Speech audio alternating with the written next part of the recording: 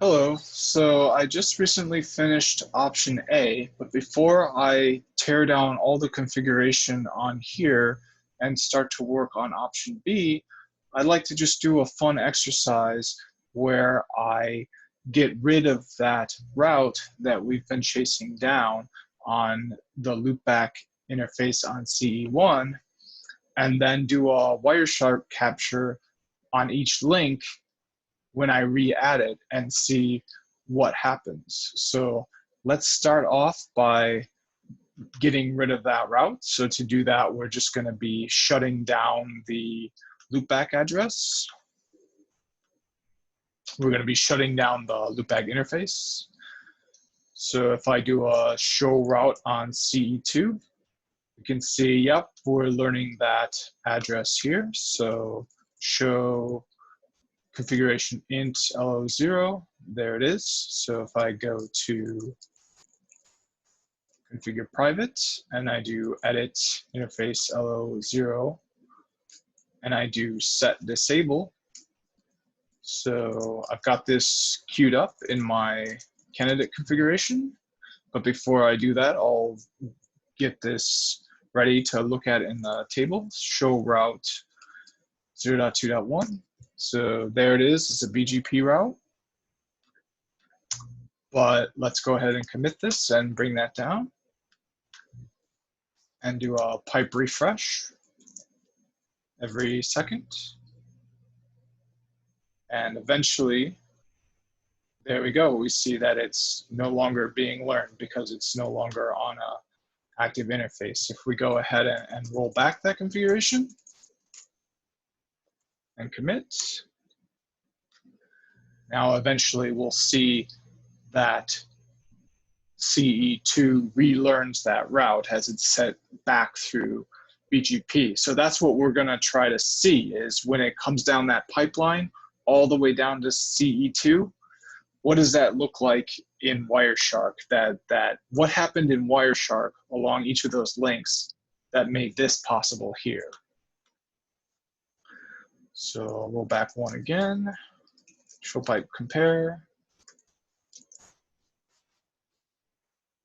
commit, and that will disappear. And then I'll open up Wireshark and I will go ahead and take a look at that. So there we go. Let's open up Wireshark here and take a look at this first link.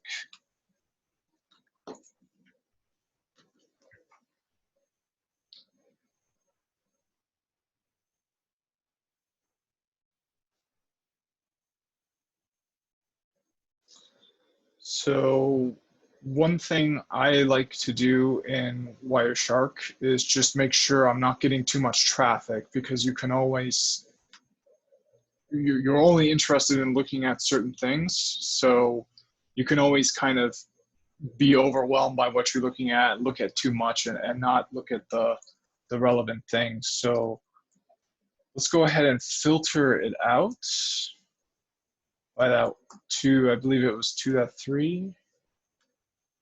So we will see here. So show int lo0, it's 2.1. So now let's see if it shows up in this Wireshark capture if I go ahead and disable that interface. So delete interfaces lo0 disable and commit, and hopefully we'll see something pop up here in this Wireshark capture, and we'll be able to tell when we can expect to see that, because we'll see it pop up here.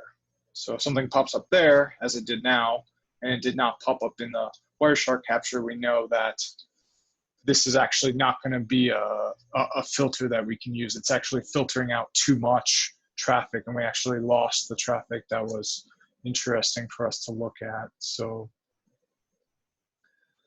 let's try to find a way to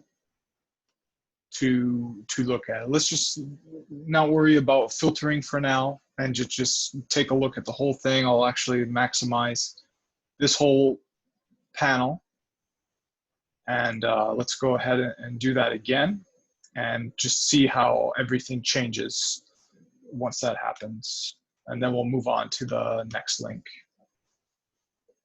So we'll go back here, change this to set, commit, and then we'll have this disappear. There we go, so it's no longer learning it. And yep, we can see a little bit of a running theme here. So the same thing that happened up there, we see all these OSPF descriptions, request updates, acknowledge updates. So you get a lot of this, and now we've no longer got such a spike in track. We've only got these hello packets coming every, let's see here, so time. So that's about 10 seconds. And then you see we've got them going both ways, because you see that the source address is actually flipping here. So you're not seeing 2 consecutive packets sent by one device. You're seeing a packet sent by a device here, and then sent by a device here. So you can see that's about 10 seconds apart, more like 9 seconds. And you can also see now that things are pretty smooth. There's really no big glimpses. So I'm gonna hit that one more time. And then I think the key takeaway from this Wireshark capture is the changes we see are in OSPF, and you see extra information here. So I'm gonna go ahead and do that one more time. Delete, disable, commit. So you can see we've got a lot of beige here. So now we're going to see a bunch of black.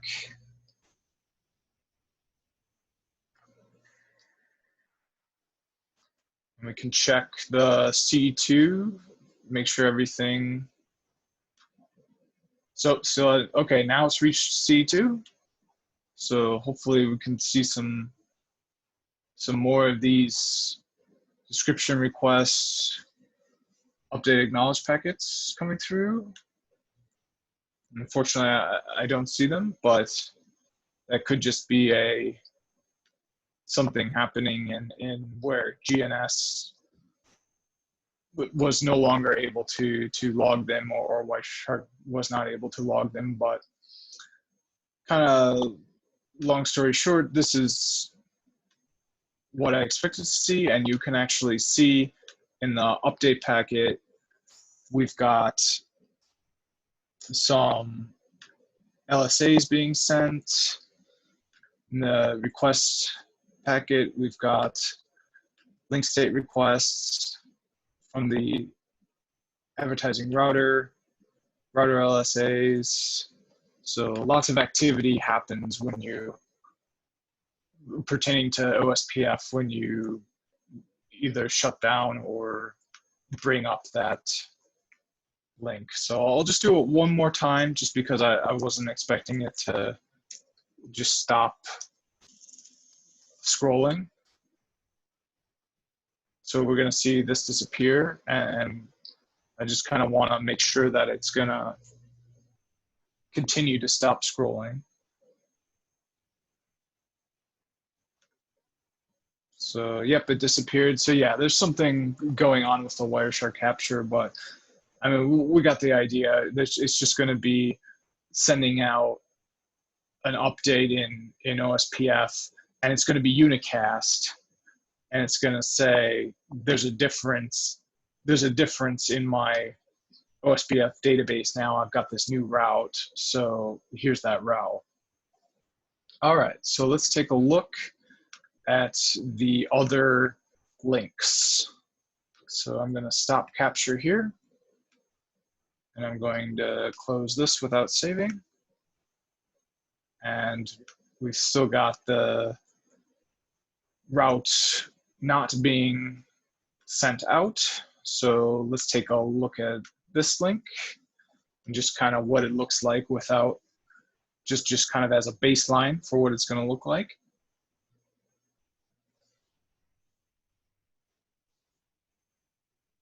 So just as a baseline, we can see lots of TCP traffic. So this is actually going to be those BGP connections where they're riding upon. You can see TCP here is layer 4 for the BGP. So lots of ARP traffic, OSPF, RSVP, all sorts of stuff happening between the PE and the PE router. So now that I think we've got like a good baseline, we've just got some keep alive, some hellos, got some ACKs from TCP. So let's take a look at how this kind of baseline of traffic is going to change when I bring up this port and the other CE learns that route.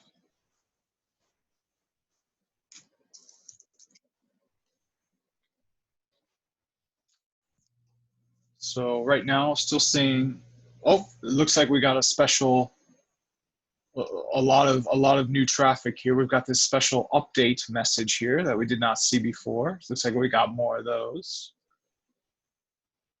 So I think that's the primary difference I'm seeing is this special update message.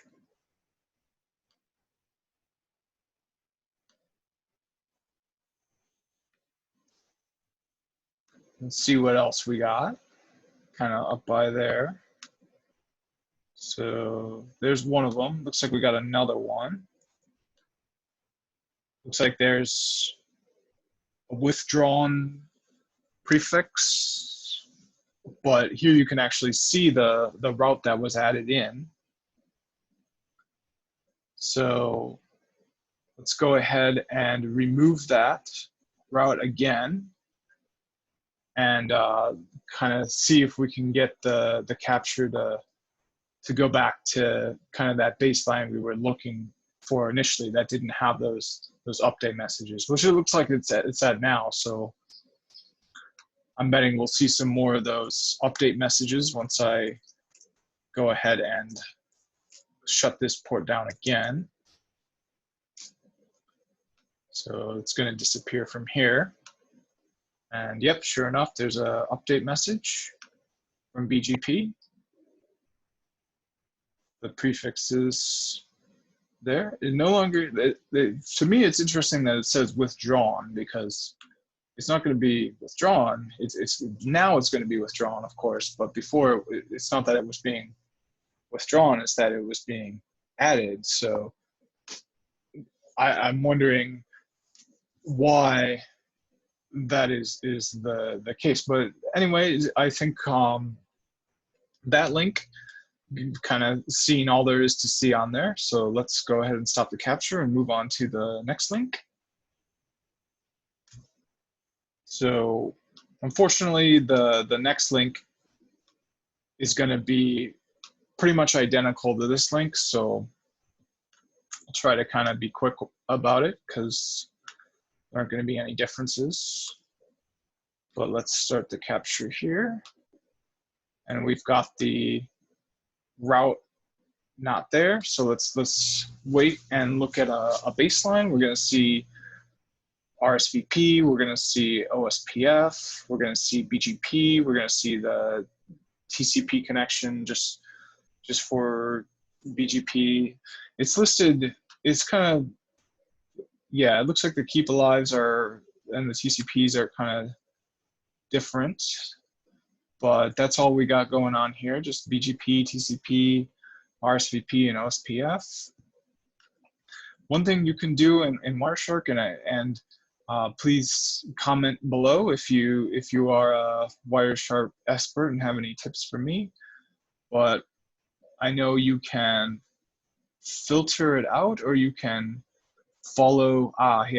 So you can follow the TCP stream, and you can see the communication between the devices. So yeah, this is just looks like a keep alive or just some random character sent to make sure that so this looks like it's part of the communications between 2.4 and 2.2 that are just meant to keep the connection open. So it's essentially just sending, it looks like the period character between each other just to make sure that that connection doesn't drop. So really kind of basic stuff, nothing fancy happening now, but let's see how that changes when I add that route back in.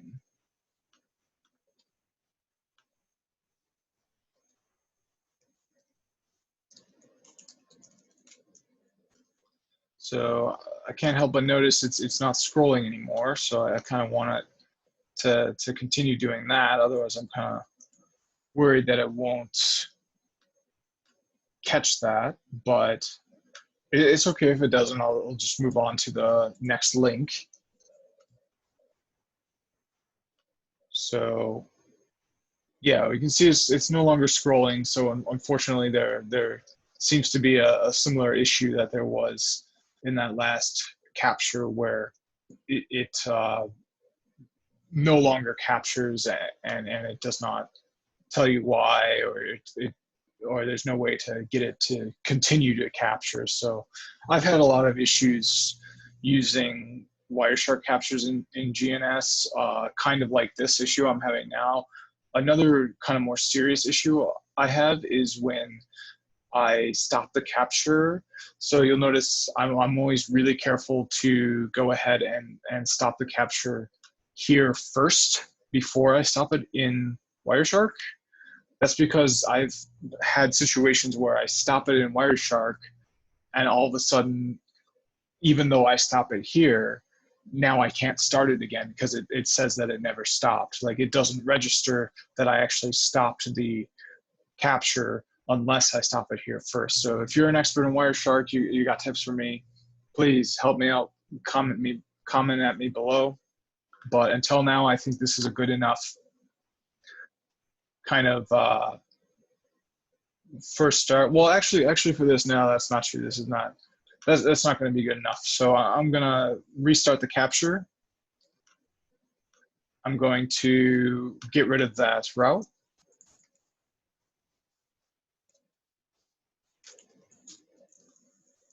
And we want to look at those BGP update messages and make sure that we get those over that link as well. Let's do that quick verification before moving on. So there we go, route is no longer there. So now we're going to start the capture.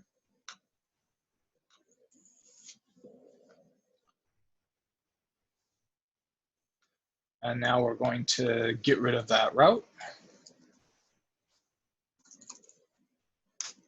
So we're going to do a commit. We can see our kind of baseline traffic, just a bunch of hellos and stuff for all the various protocols we need to make the topology work, RSVP, OSPF, BGP, TCP. But yep, so here's that good old update message now. So I'm going to go ahead and stop the capture. And we'll dive into that a little deeper. So now let's take a look at this update and let's actually go ahead and follow the TCP stream. So it looks like we got much more information than was in the actual just keep alive information. So this is much more information sent to update than just to keep alive. So yeah, we got the same thing we got on the last one. So time to move on. All right, so now it's time for the link between the ASBRs. I'm going to make sure that the route is missing. So I've got to, Juniper is kind of, you have to do a double negative to bring a port up. You've got to delete the fact that it's disabled, which if you're coming from Cisco world, it's like, oh, come on. But you can kind of cut them some slack because there's a lot of really great stuff with their command line that can't, just the candidate config, you know, having to do a commit and stuff, especially if you're in production, like Juniper can do whatever grievances they want, because they're the ones who came up with a candidate active config system, which is just, it's just an absolute lifesaver. Quick off the top of my head, another really good trick. This is a tangent, but it won't be long. If you go into configure exclusive mode, you get an extra option where you can, like, let's say I want to change the description. I can do edit interface hello0.0, and I can do set description, new description. Now what I can do is do a commit confirmed, and it will automatically roll that back. So commit confirmed 3. So in 3 minutes, if I do not enter another commit, it will automatically remove that commit I just did. And you can only do this in configure exclusive mode, unfortunately. I wish you could do it in configure private mode. But that's another great example of how Juniper really has a great command line and great software for their equipment. And they've really thought about things that are really, really useful for a network engineer. A lot of times you can, if you're in production, you will accidentally, well, hopefully not a lot of times, but there are some times where you will accidentally cut off your remote access to a device. This commit confirmed, there's no reason to ever do that on Juniper, because if you're ever not 100% confident in something, and even if you are, just do a commit confirmed 1, you cut off your legs to the device, in 1 minute it rolls back, you're back in, and your outage report says that the length of your outage was 1 minute instead of however long it would have taken you to restore a device that doesn't have that feature. So that's something I definitely wanted to introduce at some point. Maybe now wasn't the best point because it's going to be all like unsearchable and under a different category, but if you see it, good for you, and definitely make use of that. So, okay, but moving on, we've got the route is now taken out. This is going to roll back automatically. I'll just let it do that as I bring up the Wireshark capture. And we'll get more of a sense for the traffic that's going over here. It's going to be quite a bit different than what was between the P and the PE router, because these are between 2 ASBR routers. So it looks like we've got different BGP traffic here. You notice that the source and the destination here. Let's take a look at follow the TCP stream. So just the keep alive traffic. See if there's a way to clear off the filtering. Hopefully that doesn't break the scrolling. No, looks like it's still working. So yeah, we can see here it's quite a bit different from how it looked between the P and the PE router. We don't have those extra RSV, P, OSPF protocols. All we have is just a real simple BGP connection, eBGP, between these two devices.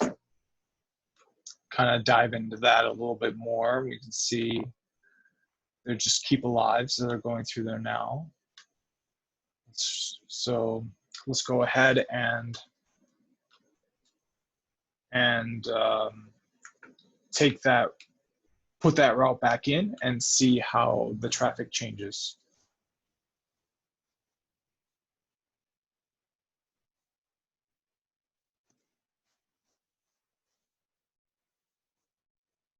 I'm actually going to go ahead and roll back that commit confirmed because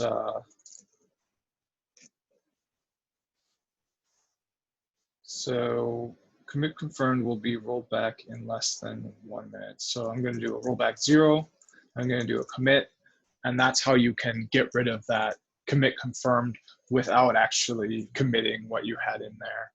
So now I'm going to do a delete interface hello0.0 disable to reintroduce that route and I actually shut down the physical interface, not the logical unit. So that'll reintroduce that route here, and then we'll see some big changes in the Wireshark capture. So here it is. Here's that good old update message that we're used to seeing. So I'll go ahead and stop the Wireshark capture. Kind of wait for it to go back down a little bit, back to what it was, just those keep alives. And then we'll just shortly look through those update messages and then move on to the next link. So we're going to stop the capture here. We're going to remove that route again, commit, and that will take it out of here eventually. So let's take a look at those update messages. So it looks like the first one is right here. And it rides on TCP, of course. Port 179 is going to be the source port. Destination port's going to be ephemeral. So right from there, we've actually got some information. We know that this was actually generated from that this is always going to be the source port here. The source port is going to be ephemeral. The destination port is going to be specific to the protocol. So we know that this source device here is what has this port here open for this connection, and we know that this destination device here is what is receiving this. I mean, it already says it's the destination device, but if that weren't clearly labeled, you could kind of figure that out just by knowing that ephemeral ports are created by the sender, and then the port that it is sent to is going to be that 179. So it looks like this is actually a reply back to someone, because you can see that the source port in this case is 179. So it looks like the source IP here, this 3.7, is what actually initiated first the connection to this destination, and then the return back is to that ephemeral port that the source device opened up in order to form that connection, and then the source coming back is from that specific device. So here we've got some path attributes, came from IGP. We've got the AS path, next hop, extended communities. Maybe look into that a little bit more. Carrier extended communities. So close that up, take a look at the network layer reachability information, and yeah, here we go. Here's that extra route that we added in. So this is all nice and clear and pretty compared to those other links. It's really clear that we're just sending another route through BGP, and there it is. So I'm kind of curious what these other ones are for. So here we've got source and destination. Yep, same source and destination. So this is withdrawn routes. So that's a different thing. I guess this shows up as a withdrawn route again, which again is kind of unusual for kind of counterintuitive. I wouldn't think that would be a withdrawn route because it's being added. Like this is pretty intuitive. Yeah, it's network layer reachability information. It's an update to that. There's now more network layer reachability information because there's a new route being introduced on CE1. Yeah, this makes a lot of sense intuitively, but this is perhaps something to dive into deeper and really get a better understanding of before that exam. Like, why is there a withdrawn route when the route is added? It's really not the right language to use there. But yeah, so that's, I thought this one was pretty interesting. It was a lot more clear to follow than those other links. So this is kind of, I think, so let's move on and get to those other links and try to keep the video from going too long. It's already at probably like 20 minutes, but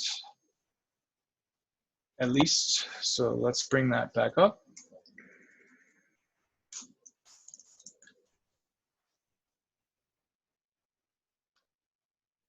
There we go. So we're gonna actually we wanna see what it looks like when it reintroduces it. So we'll start with it not being in there. Then we'll open up a capture on this link, and then we've only got 2 more links after this one. But these can go a bit faster since we already saw what it looked like up there. It's really not going to be any different. You're just going to have different source IPs and destination IPs now. You're going to have, of course, different MAC addresses, stuff on layer 2. That's going to be link to link different. Your IPs, those might not necessarily even be link to link different. In fact, I think if you sniff these links, they're going to all have the same source destination IP information. Here you'll have different, but going from this link to this link, you won't see any differences in the IP information. So that's something we can definitely try to verify. So let's pick out a random, you probably will see some differences in like the RSVP and the OSPF because that's link to link, but definitely in the BGP, you've only got that one connection between the PE and the ASBR across those links. So you're really only going to see one set of source and destination IPs, regardless of which link you sniff between on either side of the P router. So yep, so right now we've got the 2.5 and the 2.7. I don't see any other. I'll filter out for BGP just because I think that's interesting to think about. Yep, so that's all we got. So let's go ahead and do the exercise. And if it's anything like we've been seeing before, the only big change we're going to see is we're going to see an additional update packet from BGP. So, yep, so here it is. We got an extra update packet, and it's going to have the extra path attributes. Got another one here. It looks like we've got, looks like that's it. We've only got 2 updates this time. I think there were 3 across the ABRs. Yep, but I only see 2 here. So let's move on to the next link and let's see if the source and destination IPs of the BGP traffic are the same.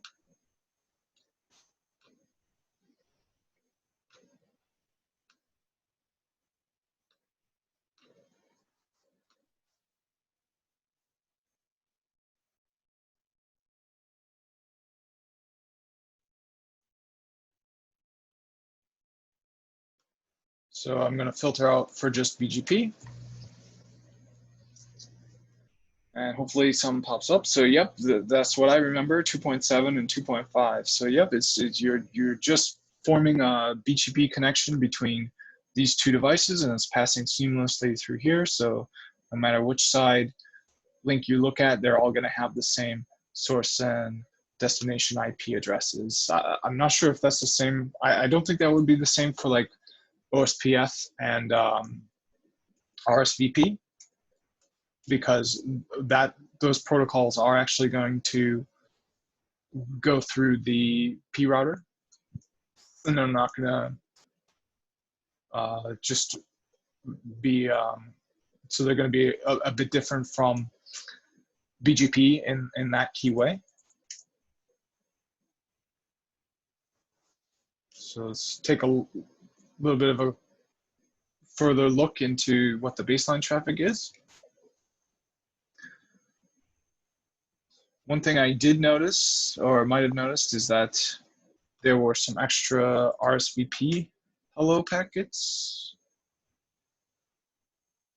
So just kind of because this is the fourth link I've done so far, and they've all that are going to be pretty much identical. I'm going to take a little bit of a different approach with this one and just filter out for RSVP and kind of see if I can get some changes there. So you can see where we're getting hello objects. So we can see if there's any different kind of packet that's not a hello message, or if the hello message contains different information. So let's take a look at that. So it looks like we still got the route going in there. So we'll just go ahead and look at it both ways, look at it being taken out and looking at it being added back in. So we still got the hello messages going.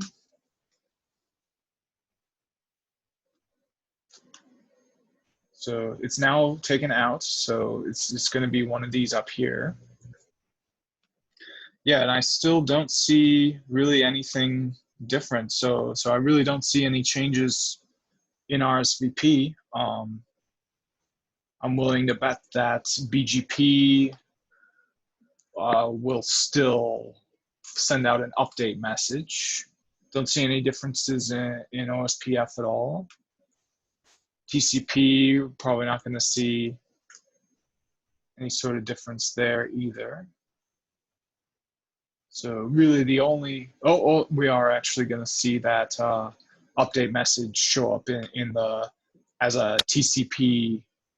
Oh, but even that, it's a BGP. It's just showing up in my filter because when I filter out for TCP traffic, BGP rides on top of TCP, so BGP is TCP traffic, so it's showing up there. But really, all we're going to see is these special update messages once I add or remove that route. So I'm going to go ahead and add it back in.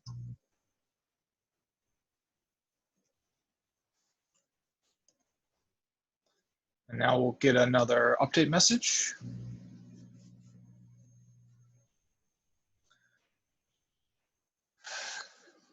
Yep, so there's the extra update message. It looks like we got two, each from the same source address. Oh, it looks like we're getting a bunch of update messages, each from that source address. So kind of not sure what's going on there, but it's just good to know. Looks like this one, oh, they have different AS paths. So this one didn't have the AS path in it. This one has the AS path of 100. See what's different between this. This has address families. Oh, here's the good old withdrawn routes that I'm gonna need to look into more to really figure out what that is, because I'm really not familiar with that. But yeah, there we go. That's pretty much all there is to it. So we got one more link. Stop capture. Take the route out. We're gonna stop this capture. We're gonna go ahead. Yep, so the route's already out of there. So we're gonna start the capture here. Get a sense for our baseline traffic. It's gonna be different from the first link because we're using eBGP to form a connection between the CE and the PE2 instead of OSPF. So obviously we've got BGP traffic and no OSPF traffic. That's going to be the main difference. That's the only kind of traffic we've got. So I'm expecting to see another update message here, but I'm expecting it to be quite a bit different than how it looked when it was a part of the VPN. So let's take a look at that.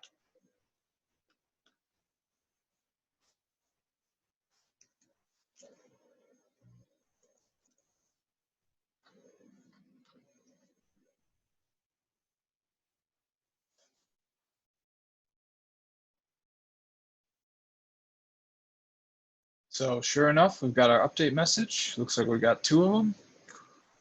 One is significantly bigger than the other. So we've got different sizes of update messages, and I'll stop the update so we can go through and look at those more carefully. So, yep, looks like we got a total of 1, 2, 3, 4 update messages, varying lengths. Got 2 that are the same length, and then we've got the biggest and the smallest one, and they vary by quite a bit. So let's take a look at the update message here. So this has got path attributes, got the origin AS path next hop. Let's see if the other ones have that. So nope, this one actually doesn't have any path attributes at all. All it's got are these mysterious withdrawn routes, which, you know, how is the, oh, and that's interesting too, because this is 192.168.3.0, but the route that is actually being added is 192.0.2.1. So it's interesting that it looks like there's an extra route being withdrawn, even though we added an extra one. So I'm wondering if there was like a secondary route that is now the active route because or is no longer the active route, so it was withdrawn or something like that. I mean, that'd be something interesting to dive into. Unfortunately, this video is getting pretty long, so I'm going to want to wrap it up soon. But that's, I think, a good thing to explore. I mean, for withdrawns, if anyone knows what a withdrawn route is for BGP or heavens, comments please, help me out. So let's look at the next one. So we got yeah, it looks like it's the same size as that other one. So it's really probably the same message. It's got the type is the update message 2. So is this update message 1? Nope, they're both update message 2. So it looks like there's no difference at all. So I haven't expanded this out yet. We've got the, okay, so this has got the .3.0. So that's interesting because the route that's being added is not .3, it's .2. So I don't know what that route is. I'm kind of curious to figure that out. But here's the route that we're interested in, this .2, and we can see the AS path. It went through AS 200, 100, and it originated on CE1. So you've got the AS path in there that's accurate, and this is something that we can use to kind of dive into that mysterious withdrawn route. Like, what is that about? Where is this route coming from? Well, luckily we've got this AS path information here, so we know that the route is somewhere along here, and we also know so we know the route itself is .3.0. So in my topology here, it looks like it's not going to be listed in the topology here, but we do have the means to look it up, that's for sure. So we already know that it's in AS 200, so we've only got 3 routers to check to find it. So you know what? I think I am going to do that. So this video is going to go a bit long, but I think it'll be interesting to try to figure out where that route is. So one thing I'm going to do, kind of your best friend as a network engineer, I typically use Notepad++, but Notepad is fine. You just don't want to lose track of information that's going to be important for you to know. So we know what's going on with this 192.0.2.1 route. It's just being sent down by CE1, but we're really confused about this .3.0. Why is it being withdrawn? What device does it even belong to? So let's go ahead and take a note of that. And we can just remember that it's from AS path 200, but maybe just write down the next hop just to be prepared for what we might find and be able to kind of put that into context. And then let's go ahead and stop this Wireshark capture. I believe I already stopped it on the link. I did, okay, good. And let's start with this P2 and try to figure out what route that is and why it's being withdrawn when that other route is no longer being advertised. So let's take a look into the route table, show route 192.168.3.0. And so this is going to be a BGP route, so it's not going to be on this one. And then we know those PE routers, those P routers, sorry, P, the transit P routers, those really aren't going to have much information at all. So we can pretty much know already that it's going to be on this ASPR2. So let's take a look at it. So 192.168.3.0. And yep, sure enough, it's a direct route here on this interface. So let's take a look at how this changes on this device depending on whether or not that loopback on CE1 is being advertised or not. So open up C1 and C2, kind of closed it by accident before, but it's not hard to get it back up again. Yep, and it looks like the commands are all still running too. So let's go ahead and take it out and see how it changes. So we're going to set disable, commit, and now it's gonna be taken out of the routing table of CE1. So it just takes a bit for it to do that. There we go, it's no longer in there. So now let's see what's different here. So you can see there really is no difference. It looks like it's still a direct route. So maybe it becomes hidden, or there's some sort of issue. I don't understand why it's being withdrawn. I'm very curious, but unfortunately it's getting late. The video is kind of going on too long. Sorry about that, but kind of want to get to the bottom of this issue. So I'm gonna see what it looks like if I go ahead and bring that back up again, and it's gonna go back in. Maybe I can do like a monitor start messages, although that's just going to give me syslog messages. It's not going to tell me about the traffic. But one thing I can do that Juniper is really great at is I can do, I'll just turn this off again. It's not going to be necessary. I can do, Junipers all have a built-in TCP sniffer already. So you don't even need to fire up Wireshark to look at traffic going through a Juniper or going over a link connected to a Juniper. You just use the Juniper itself. So I can do monitor traffic.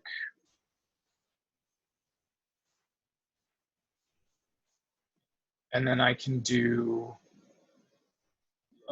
matching BGP because it's a withdrawn route.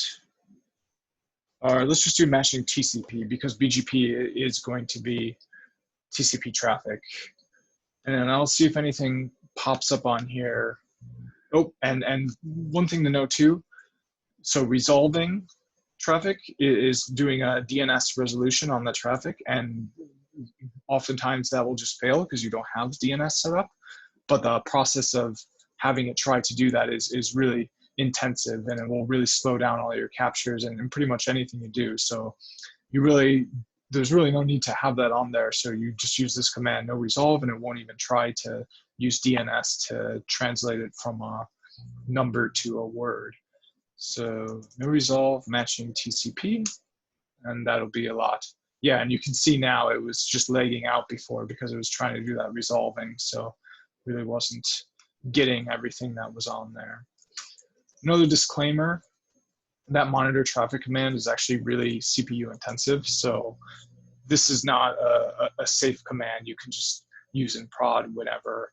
I do recommend you carefully use it in prod in some situations just because of how much wonderful information you can get from it.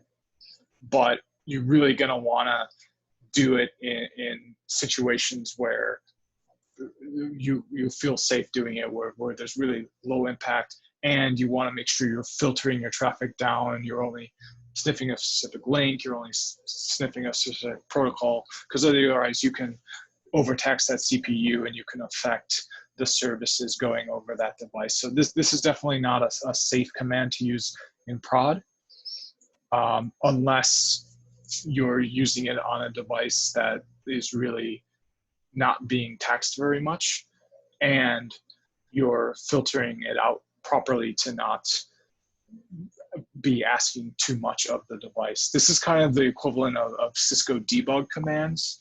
It's of course essential that a network professional know how to use debug commands, and that they in fact do use them, but it's something you got to leave up to the professionals, because if you're a beginner, if you're new and you're just doing debug commands, you can have really serious problems by overtaxing that device and degrading traffic that way.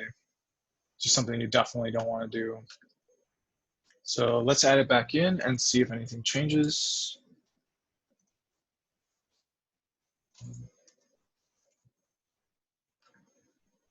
So yeah, I'm not really sure what I'm looking for here. So that's something to just, I think, kind of leave out there. If you know the answer, leave it in the comments, please. And with that, I'll end the video. I think this was really interesting. I'm really glad I did this. It went a lot longer than I kind of thought it would, but we learned about those BGP update messages. We learned about withdrawn routes. We learned about the OSPF, LSA advertisements.